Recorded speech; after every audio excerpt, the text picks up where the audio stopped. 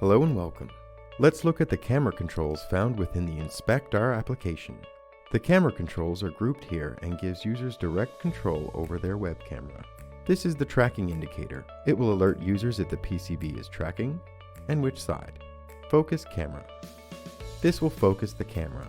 In addition, it will disable the web camera's native autofocus feature. Camera focus mode. This toggle will switch between autofocus and manual focus. Camera controller. This feature, accessible only in the manual focus mode, allows the user to manually set the focal range, the zoom, and the tilt and pan of the camera.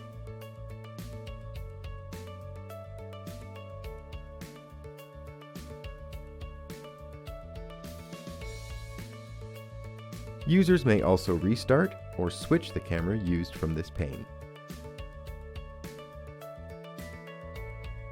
AR stabilization.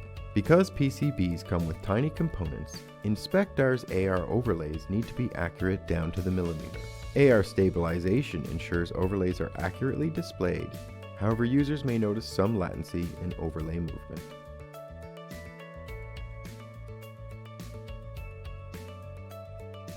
Stretch zoom.